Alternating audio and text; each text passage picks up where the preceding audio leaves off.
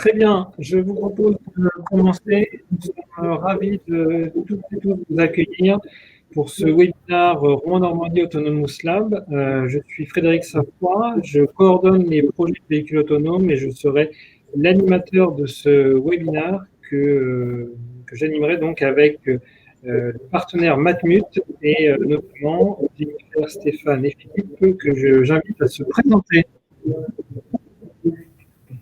Bonjour à tous, Jennifer Lecourtois. Je suis assistante technique en matière d'indemnisation au sein de la direction assurance IARD de la Matmut. Je vous souhaite un bon webinaire. Bonjour à tous, Philippe Maraval. Je suis responsable de la technique dans le domaine de l'indemnisation et des services au groupe Matmut.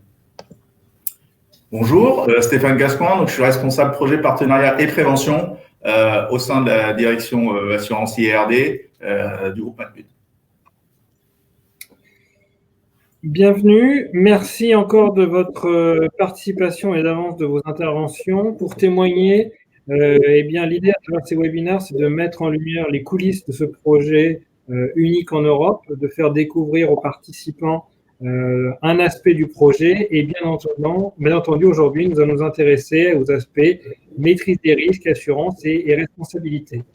Ce que je vous propose comme préliminaire, c'est une présentation de l'expérimentation, revenir en quelques mots sur ce démonstrateur de mobilité partagée et autonome unique en Europe.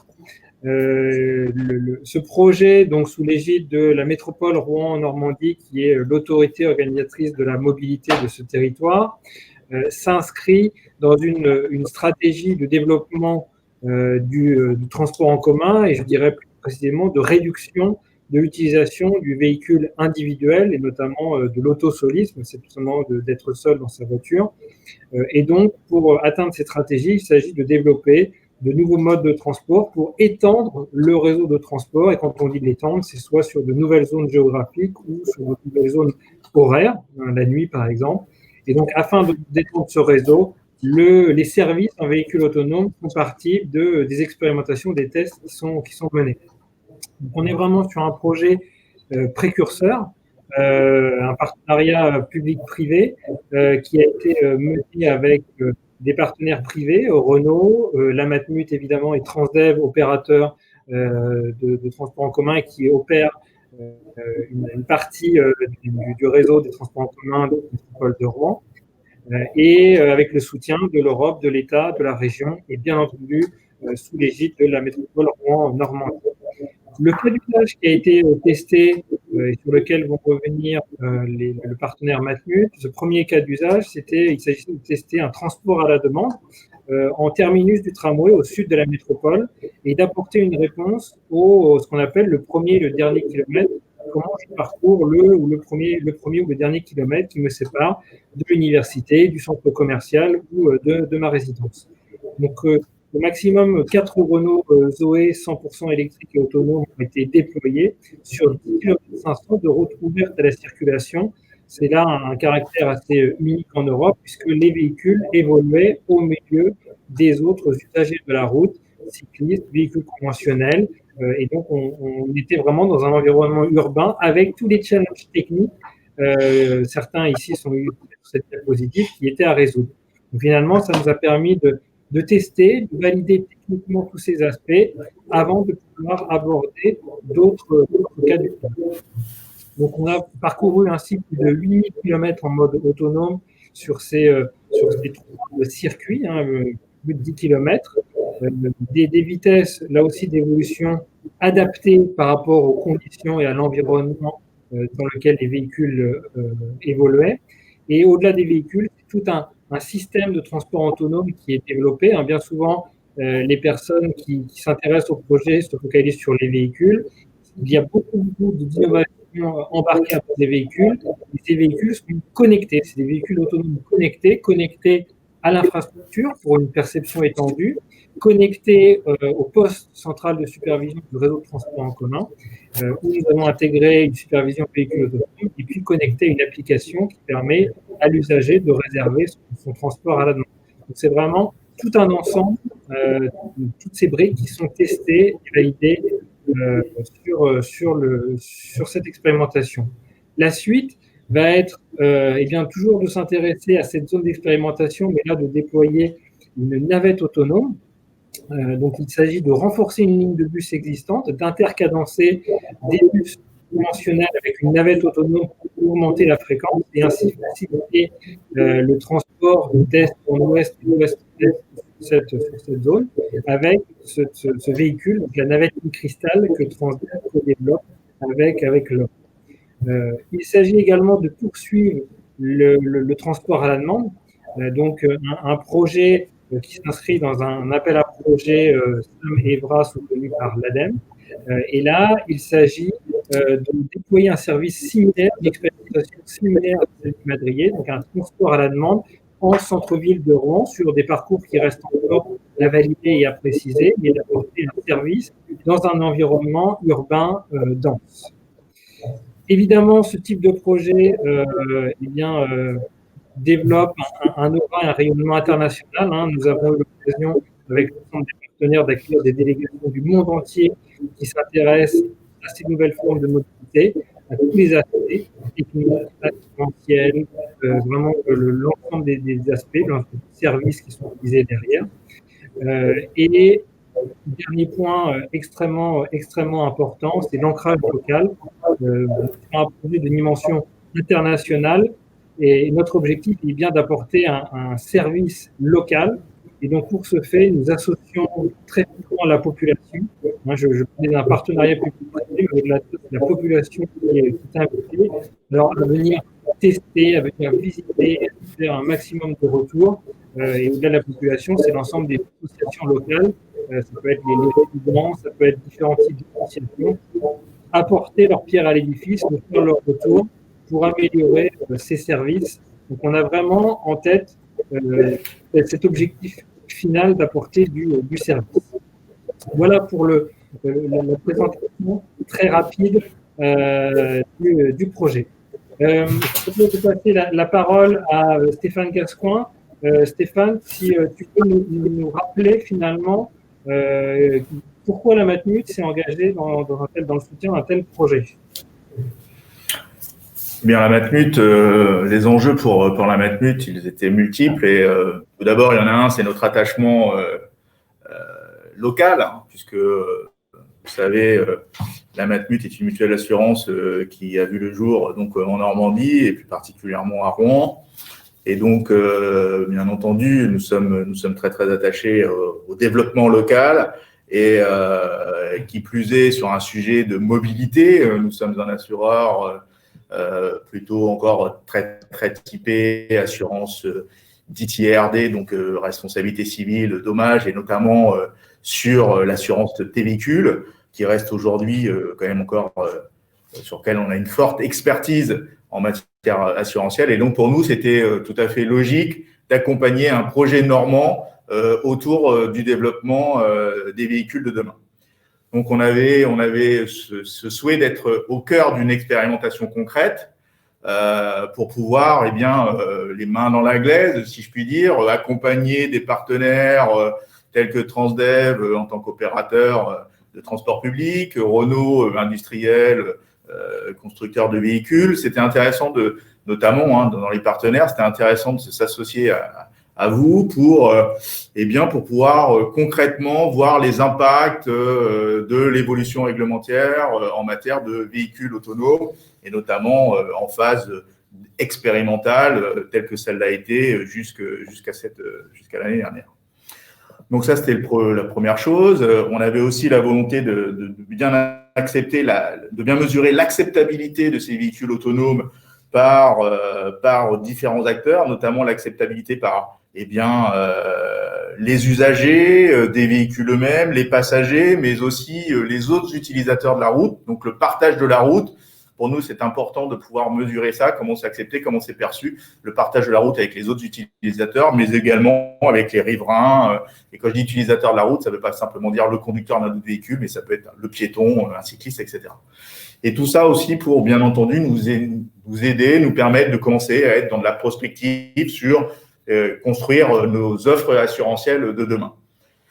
Donc ça, c'était les premiers enjeux. Ensuite, on avait une volonté, bien entendu, d'accompagner nos assurés sur cette thématique des véhicules autonomes, qui a été, qui est encore et qui le sera demain, même si aujourd'hui, avec l'actualité que l'on connaît, c'est peut-être un petit peu, une caisse de résonance peut-être en ce moment un petit peu plus faible, mais c'est vrai que voilà, c'était important pour nous d'éclairer nos assurés, les informer, les rassurer, voire les former sur certains points sur ce que où on en est sur le véhicule autonome et ce que le véhicule autonome du particulier sera demain.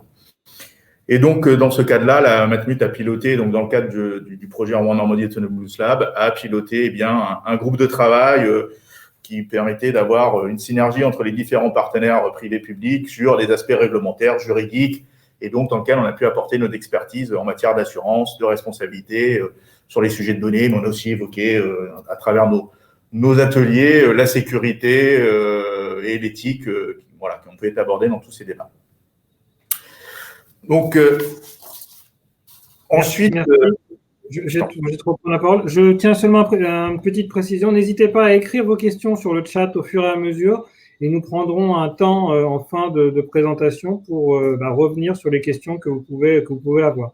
Voilà, Stéphane, je te laisse poursuivre en revenant finalement en quoi consiste l'assurance d'un véhicule autonome et peut-être nous dire finalement, revenir, qu'est-ce qu'un véhicule autonome? Okay. Donc, effectivement… vous avez compris nos enjeux, donc à travers les différentes réflexions qu'on a pu avoir avec l'ensemble des partenaires, eh bien, nous, on s'est interrogé notamment sur, voilà, est-ce qu'un véhicule autonome, qu'est-ce que l'on entendait dans le cadre de l'expérimentation, comme vous pouvez le voir à l'écran, l'expérimentation du Rouen Normandie Autonomous Lab au Madrier avec les véhicules Renault Zoé était une expérimentation qui tendait à avoir des conditions de circulation de niveau 4. Donc avec un niveau d'automatisation élevé qui permettait donc effectivement de pouvoir conduire avec voilà, une absence de maîtrise du conducteur, même si effectivement pendant l'expérimentation il y avait un safety driver à bord. Donc rapidement vous donner quelques éclairages sur l'assurance, l'obligation d'assurance. Donc sur l'obligation d'assurance, la question c'est voilà très vite. On voit que la réglementation à la fois au niveau européen qui délègue aux différents États membres bien le fait de pouvoir réglementer sur l'assurance de responsabilité civile des véhicules qui circulent sur le sol de notre territoire. Et bien dans le cadre de cette directive, on voit que ce cadre de l'assurance obligatoire, il est en fait très large et il englobe notamment les véhicules quel que soit leur degré d'autonomie. Donc, effectivement, au niveau de la réglementation, au niveau du Code des assurances français, sur le slide d'après, Frédéric, s'il te plaît, effectivement, on s'aperçoit que c'est l'article L121-11 du Code des assurances qui précise effectivement bien que l'assurance obligatoire s'applique à l'ensemble des personnes physiques et morales dès lors que ma responsabilité va être engagée du fait d'un véhicule je suis amené à conduire. Et donc, cette notion, elle est suffisamment large pour englober l'ensemble des véhicules, qu'ils soient connectés, y compris qu'ils soient connectés ou autonomes. Donc, juste à préciser que la notion d'assurance de responsabilité civile obligatoire s'applique à aux véhicules terrestres à moteur. Juste rapidement définir ce qu'est un véhicule terrestre à moteur. C'est une définition qui s'est faite au fur et à mesure avec un cadre réglementaire. Tout véhicule terrestre à moteur, donc un véhicule automoteur destiné à circuler sur le sol, etc. Cette définition, elle a été amendée au fur et à mesure par la jurisprudence. Donc, on voit que à la fois le véhicule, si tu peux passer s'il te plaît Frédéric, on voit à la fois que le véhicule, il doit être à la fois pour être qualifié de VTAM dans notre jargon, véhicule terrestre à moteur. Eh bien, c'est un véhicule qui doit avoir un moteur justement, qui doit être destiné à circuler sur le sol sans être guidé par des rails. Et pendant un moment, la jurisprudence nécessitait l'obligation d'avoir un siège. Désormais, effectivement, la directive européenne précise que cette exigence du siège n'est plus obligatoire. J'en prends pour exemple, vous connaissez tous les trottinettes qui se développent de plus en plus, nouvel engin de mobilité, et une trottinette, il n'y a pas forcément de siège. Or, les trottinettes, elles sont qualifiées de véhicules terrestres à moteur et elles sont donc soumises à l'obligation d'assurance. Donc, voilà. Donc, en conclusion, on voit bien que les textes, à la fois européens et les textes nationaux, eh bien, sont suffisamment larges pour eh bien, englober l'ensemble des véhicules et qu'un véhicule à délégation partielle ou totale de conduite, eh bien, il est bien entendu soumis à, il est bien entendu d'une part qualifié de véhicule terrestre à moteur et ensuite soumis à l'obligation d'assurance. Alors, pour ce type d'assurance, comment on apprécie le risque?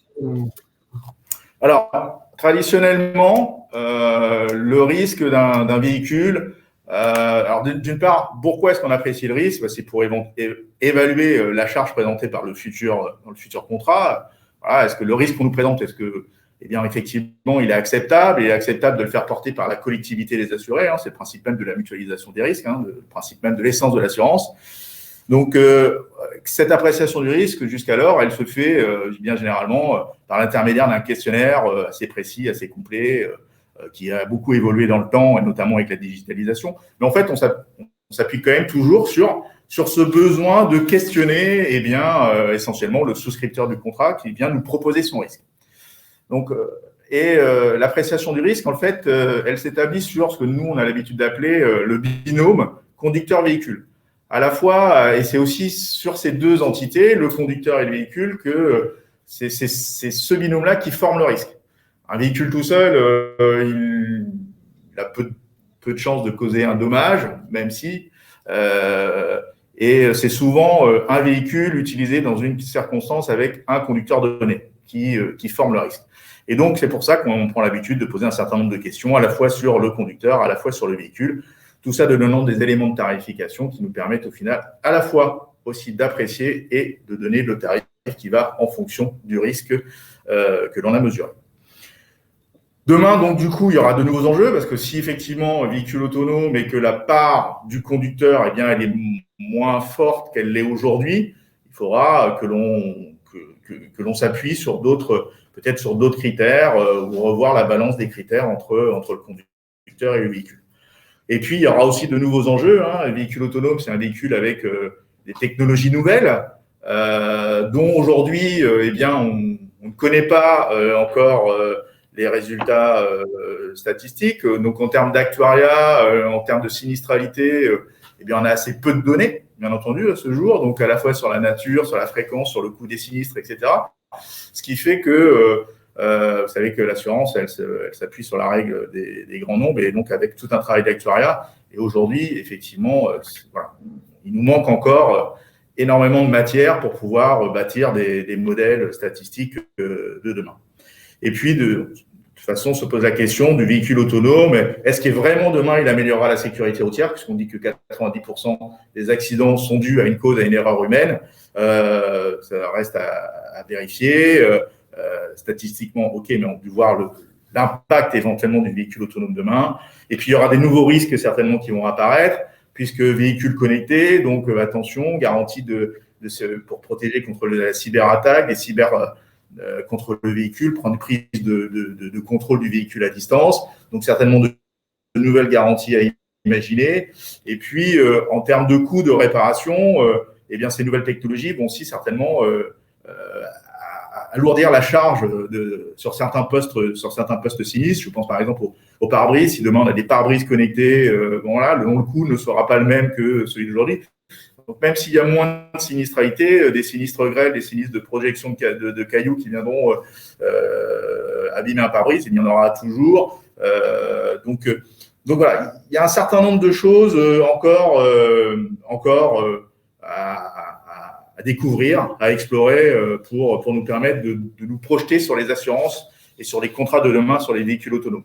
Sachant que, voilà, déjà, c'est le véhicule autonome du particulier qui est aujourd'hui la cible privilégiée de la Matmut. Voilà, on pense qu'on a encore un certain nombre d'années devant nous. On pense que le développement du véhicule autonome va passer par le genre de véhicule que nous avons assuré dans le cadre du Rouen Normandie Autonomous Lab, plutôt des navettes ou des véhicules robotaxi, entre guillemets, qui vont pouvoir tourner sur un périmètre cartographié et identifié. Alors, on peut peut-être revenir justement sur le contrat qui a été mis en place dans le cadre de l'expérimentation.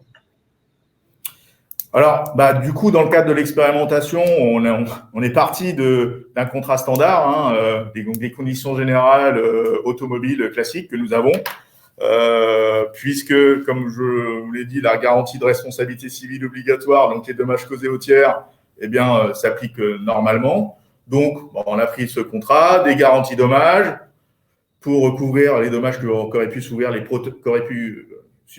prototypes pendant les expérimentations, et puis aussi une garantie du conducteur, puisqu'il y avait un safety driver et qui est exclu du champ du périmètre de la garantie de responsabilité civile.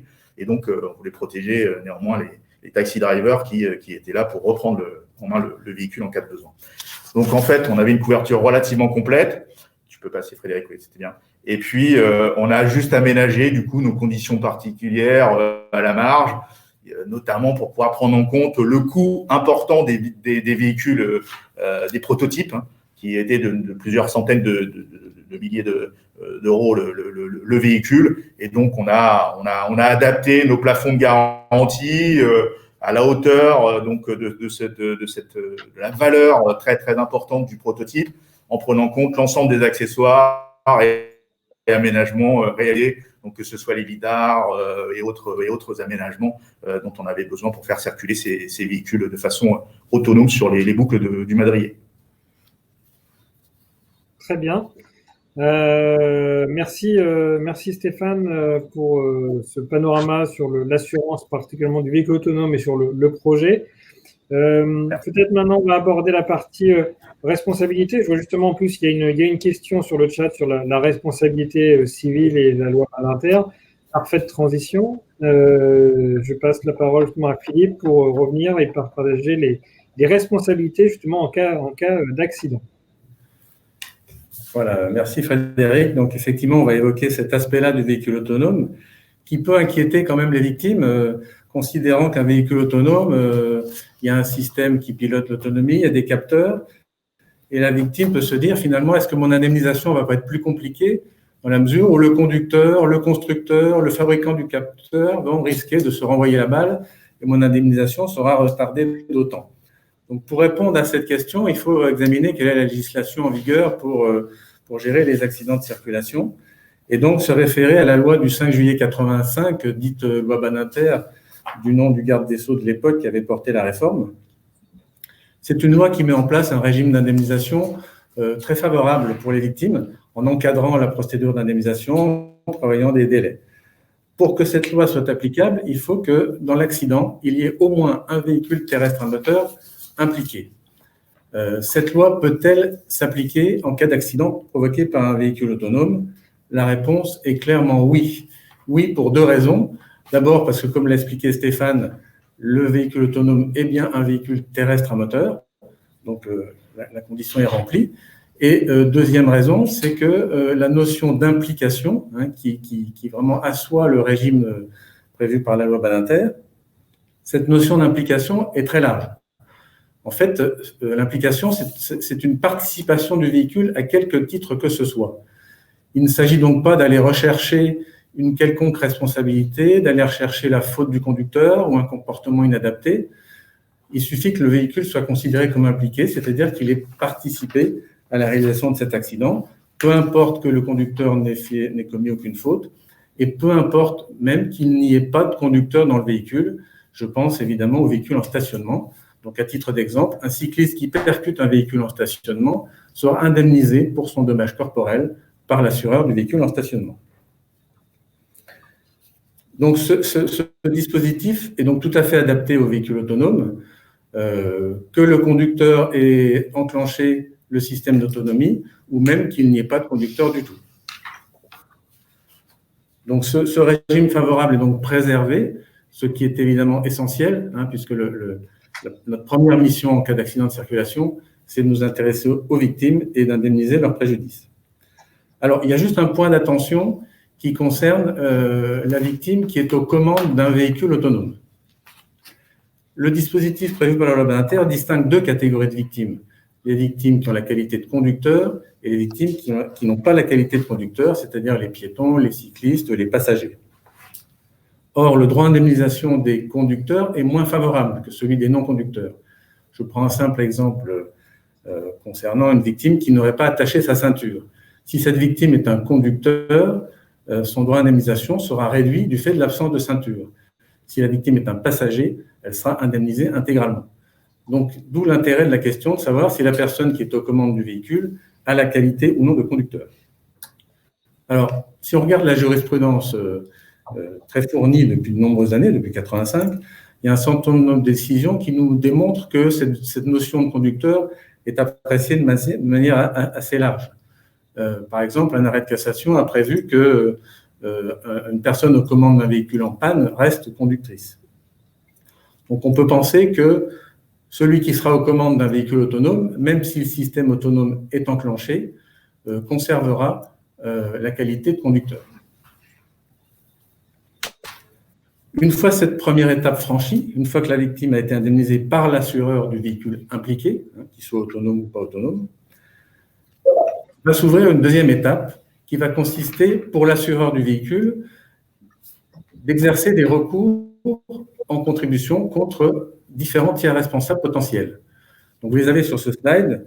Ça peut être le fournisseur de la cartographie sur la base duquel le véhicule se dirigeait, le gestionnaire des infrastructures en cas d'installation au sol, l'équipementier qui a fourni les capteurs, les radars, et bien sûr le constructeur. Pour mener à bien ces actions, quel va pouvoir être le régime juridique? Alors, ces actions existent déjà. On a déjà des accidents dans lesquels la responsabilité d'un constructeur peut être engagée, mais évidemment, en cas d'accident provoqué par un véhicule autonome, ces actions seront beaucoup plus fréquentes. Et le dispositif juridique qui va pouvoir s'appliquer, c'est un dispositif qui concerne la responsabilité du fait des produits défectueux. Donc, ce régime prévoit simplement que dès lors que le produit a un défaut qui compromet la sécurité à laquelle peut s'attendre son utilisateur, eh bien, le producteur du produit sera responsable. Donc, le défaut en question, ça peut être un défaut de fabrication ou un défaut de conception. Donc, cette problématique sera davantage posée en cas de véhicule autonome, puisque là, différents composants peuvent être à l'origine de l'accident. Ça peut être le radar, ça peut être le lidar, ça peut être le logiciel, ça peut être les capteurs. Est-ce que dans ce cas-là, il n'y aura pas une difficulté compte tenu de la multitude de produits qui sont susceptibles d'être défectueux et d'avoir provoqué l'accident? Alors, un article du dispositif sur les produits défectueux permet de répondre à cette difficulté.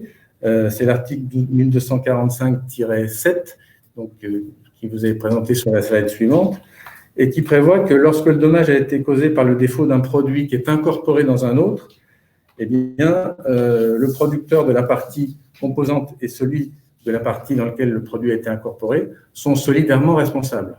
En clair, le fournisseur du capteur défectueux et le constructeur qui a intégré ce capteur dans son véhicule seront solidairement responsables. Donc, ça permet de ne pas trop s'interroger pour savoir contre qui diriger le recours et d'actionner plus simplement le constructeur, quitte à ce constructeur, lui, à se retourner auprès de son fournisseur. Alors, dans le cadre de ces recours, finalement, qu'est-ce que le demandeur doit faire? Eh bien, il doit quand même, dans le cadre de ce dispositif sur les produits défectueux, il doit démontrer le défaut à l'origine de l'accident et le lien de causalité entre le défaut et le dommage. Alors, comment apporter cette preuve? Pour apporter cette preuve, en fait, on va se baser sur les données qui auront été enregistrées par le véhicule. Il est prévu, à partir de 2022, je crois, que tous les véhicules qui seront mis en circulation seront équipés d'un enregistreur de données. Donc, on va pouvoir connaître le mouvement du véhicule au moment de l'accident, son positionnement, bien sûr l'activation éventuelle du mode autonome, les reprises en main par le conducteur, à son initiative ou après une alerte qu'il aurait reçue, le bon fonctionnement ou le mauvais fonctionnement des capteurs. Donc, toutes ces données vont permettre à l'assureur du véhicule qui a indemnisé la victime d'exercer ses recours contre le constructeur. Alors, évidemment, ces données sont enregistrées, mais il y a quand même une condition nécessaire pour faire aboutir ce recours, c'est que ces données soient accessibles. Il faut que l'assureur ait un accès libre à ces données pour exercer ce recours, d'une part, et il faut d'autre part que ces données soient standardisées pour que l'expert qui sera saisi par l'assureur puisse facilement les traiter et qu'on n'ait pas des données qui soient différentes en fonction de tel ou tel conducteur. Alors, cet accès aux données et cette standardisation, c'est tout l'objet de la réglementation qui est en cours de construction depuis quelques années et dont Jennifer va vous donner le détail. Merci Philippe. Effectivement, dernière partie avec un focus sur la réglementation. Merci. Alors, concernant la réglementation, nous pouvons partir du cadre international avec la Convention de Vienne de 1968. Donc, c'est un traité sur la circulation routière, sur la sécurité routière, qui a été ratifié par de nombreux pays dont la France, et qui prévoit en son article 8 que tout véhicule en mouvement doit avoir un conducteur. Ce conducteur doit posséder les qualités physiques et psychiques nécessaires et être en état physique et mental de conduire. Elle précise également que ce conducteur doit constamment avoir le contrôle de son véhicule. Donc, c'était un principe évident pour l'époque en 1968, mais qui empêchait l'arrivée de systèmes de conduite automatisés pour lesquels l'existence du conducteur peut être discutée. Et dans la mesure où l'intérêt même du véhicule autonome, précisément, ça va être de permettre une absence de surveillance du véhicule en fonction de la technologie embarquée. Partant de là, un amendement a été apporté en mars 2016 avec l'ajout d'un complément à l'article 8. Donc, les systèmes embarqués ayant une incidence sur la conduite d'un véhicule sont désormais réputés conformes à l'exigence du conducteur, sous réserve qu'ils respectent les prescriptions en matière de construction, de montage et d'utilisation, ou sous réserve que le conducteur soit en mesure de les neutraliser ou de les désactiver. Donc, une première étape est franchie puisque désormais les véhicules autonomes de niveau 3 peuvent circuler. Donc, on peut passer à l'étape suivante.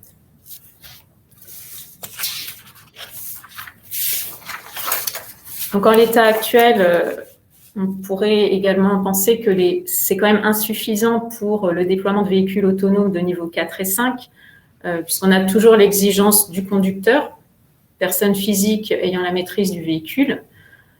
Cette exigence est toujours maintenue. Donc, la France propose un nouveau complément à l'article 8 pour permettre au système embarqué de prendre en charge l'ensemble des tâches du conducteur et pour permettre au conducteur d'exercer d'autres activités que la conduite. Donc, pour récapituler, on pourrait dire que là, dans l'immédiat et dans un avenir proche, au vu de la technologie actuelle, la Convention de Vienne n'est pas un obstacle au déploiement des véhicules autonomes. En revanche, dans une perspective un peu plus lointaine, il serait utile de l'amender pour permettre la circulation de véhicules autonomes de niveau 4 et 5.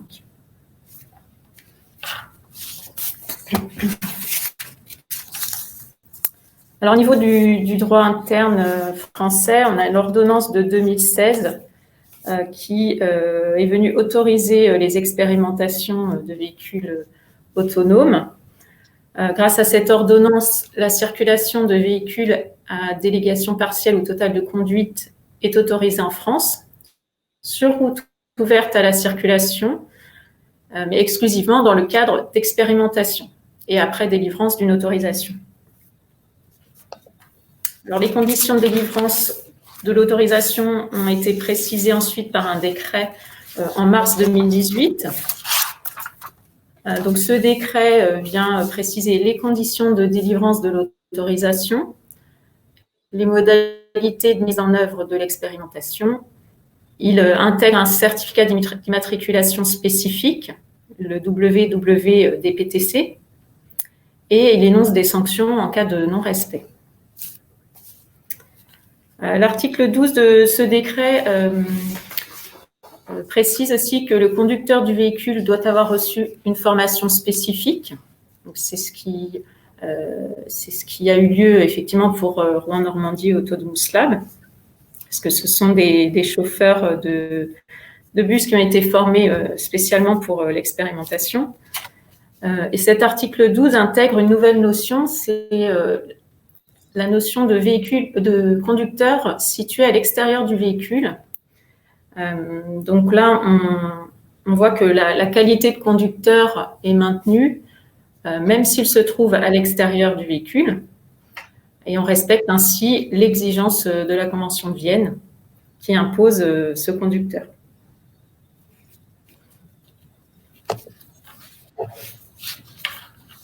Plus récemment, la loi Pacte du 22 mai 2019. Alors, nous sommes toujours dans le contexte des expérimentations. Cette loi, enfin son article 125, vient modifier l'ordonnance de 2016 pour élargir justement le périmètre et le cadre des expérimentations. L'article 125 donc, reprend et précise la qualification de conducteur situé à l'extérieur du véhicule. En l'absence de conducteur à bord, un conducteur situé à l'extérieur du véhicule sera prêt à tout moment à prendre le contrôle du véhicule afin d'effectuer les manœuvres nécessaires à la mise en sécurité du véhicule, de ses occupants et des usagers de la route.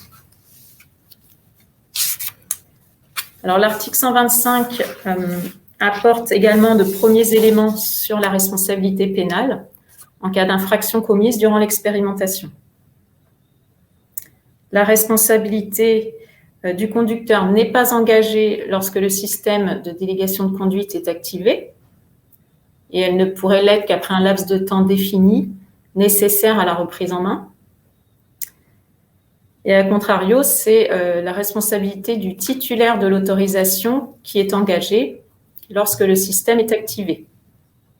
C'est une responsabilité pécuniaire pour le paiement des amendes en cas de contravention et une responsabilité pénale en cas de délit d'atteinte involontaire à la personne lorsqu'il est établi une faute dans la mise en œuvre du système de délégation de conduite.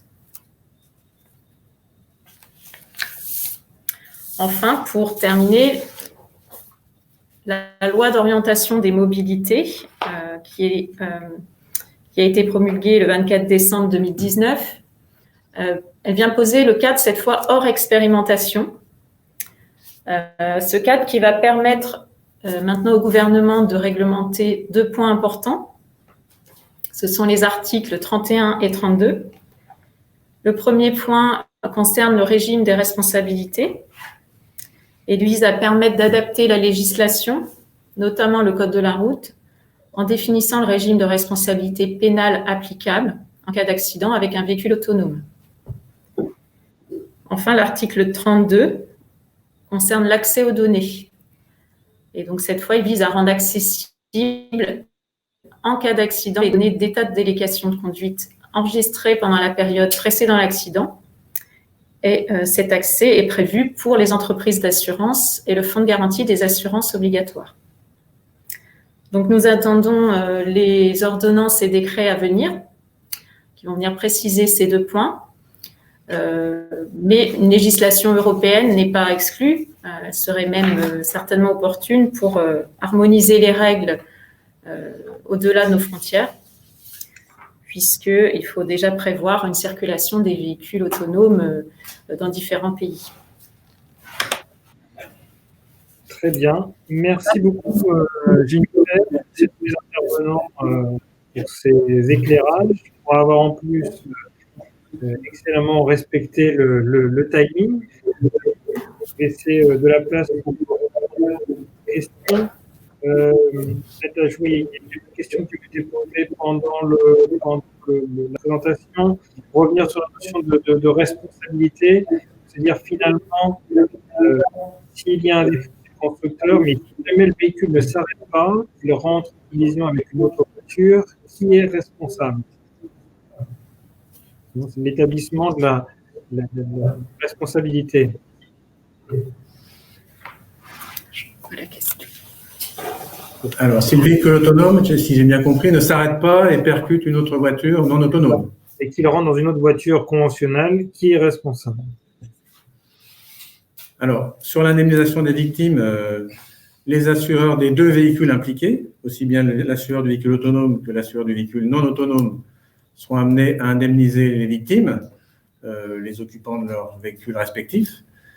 Et ensuite, ces assureurs, quand ils ont indemnisé les victimes, se retourneront contre le constructeur du véhicule autonome, à charge pour eux de démontrer à l'aide des données enregistrées que le fait que le véhicule autonome ne se soit pas arrêté est dû à un défaut de conception ou de fabrication d'un des éléments du système autonome.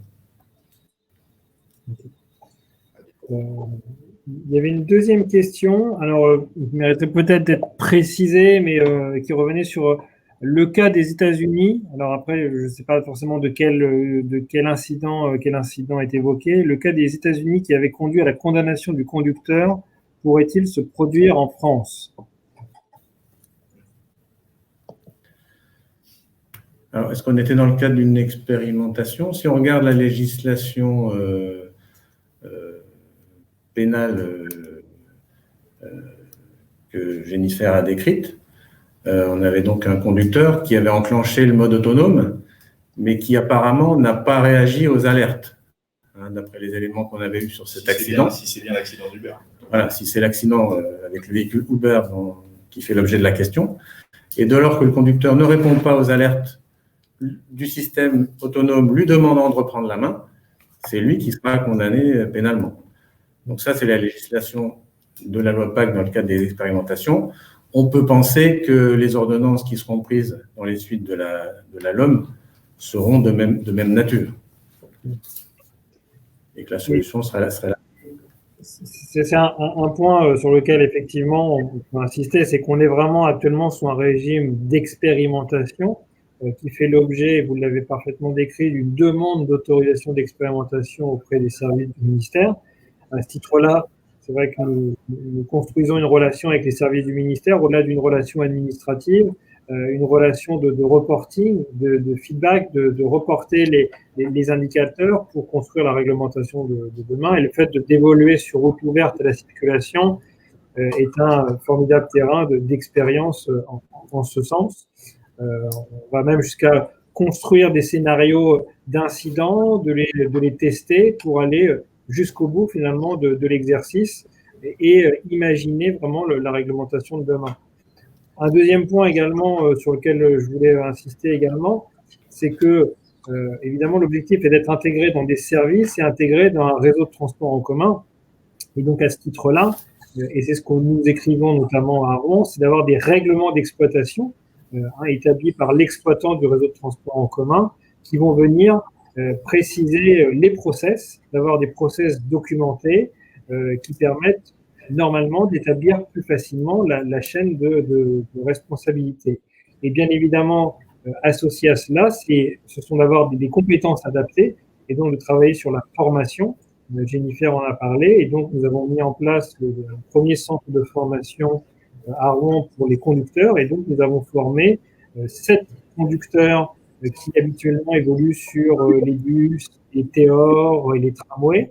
Et ils ont reçu 10 jours de formation pour être titulaires d'une habilitation spéciale. Finalement, lorsqu'on évolue sur les différents modes de transport que j'ai cités, ils doivent passer des habilitations.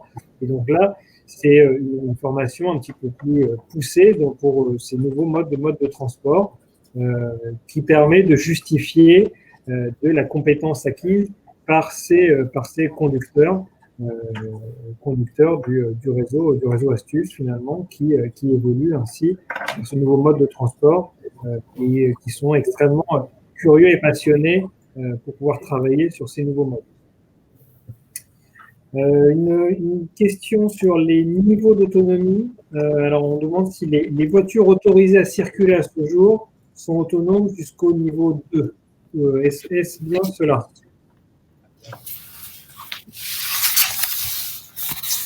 La question, Frédéric, pardon, c'est est-ce qu'ils sont autonomes jusqu'au niveau 2? Est-ce que les voitures autorisées à circuler à ce jour sont autonomes jusqu'au niveau 2?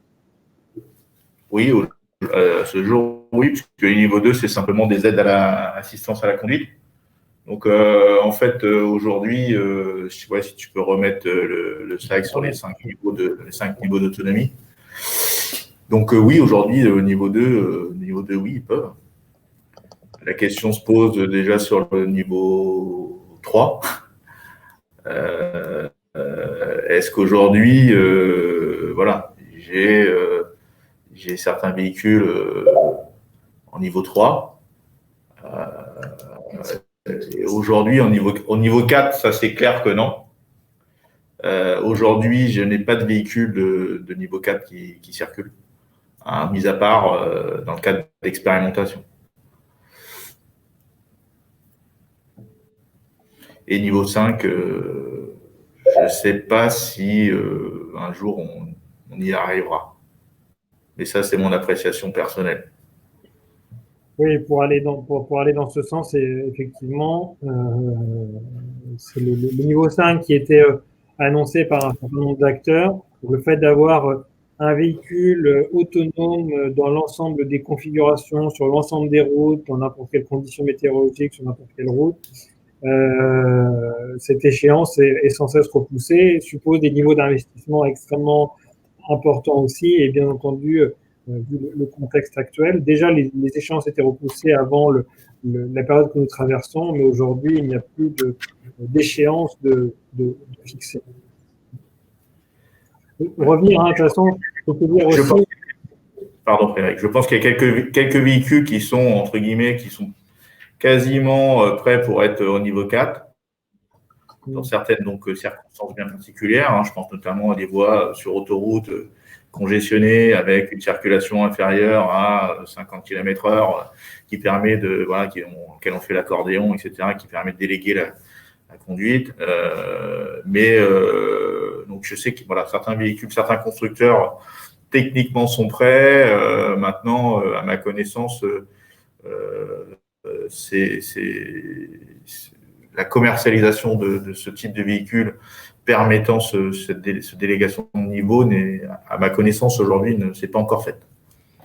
Oui, finalement, on peut dire qu'il y a deux chemins qui sont parcourus. Le chemin avec les constructeurs automobiles, avec une augmentation progressive des aides à la conduite, des assistants à la conduite pour passer du niveau 0, puis 1, puis 2, puis peut-être 3, et ensuite, et ainsi de suite.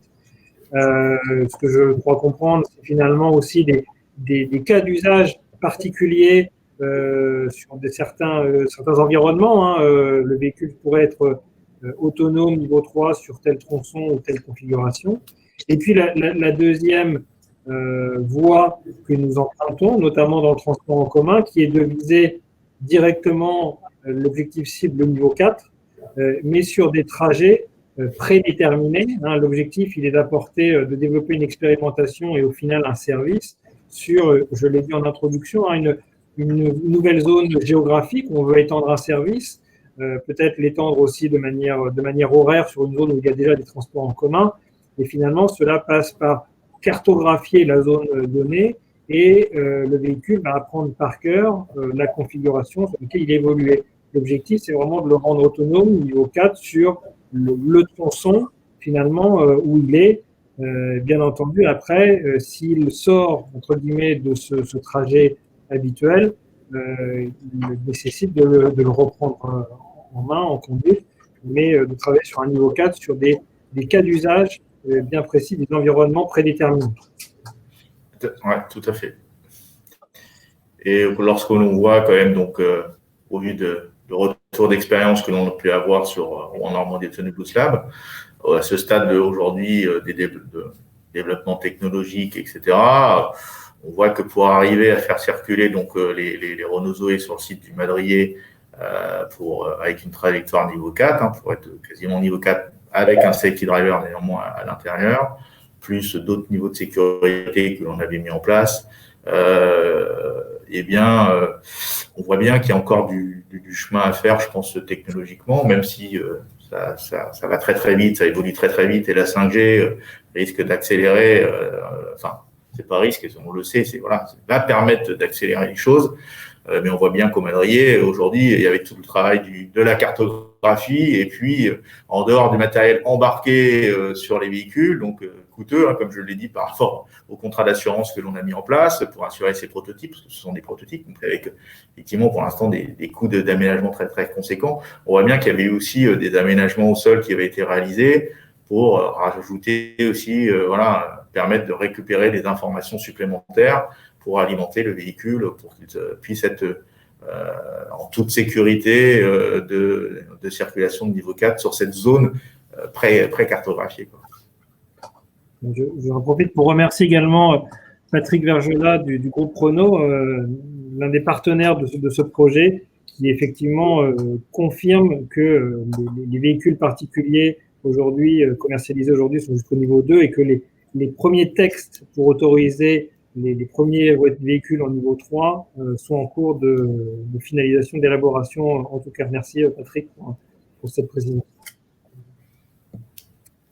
Très bien.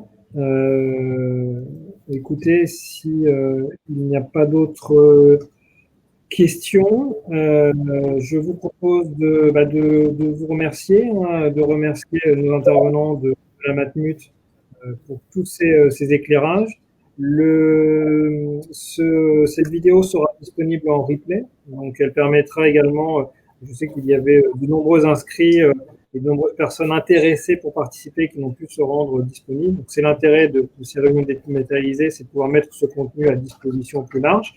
Et puis l'idée, c'est de renouveler ces webinaires en faisant différents focus, et nous aurons l'occasion de donner la parole à d'autres partenaires du projet qui pourront continuer à mettre en avant les coulisses de ce projet absolument unique. Merci à tous de votre participation et je vous dis à très bientôt.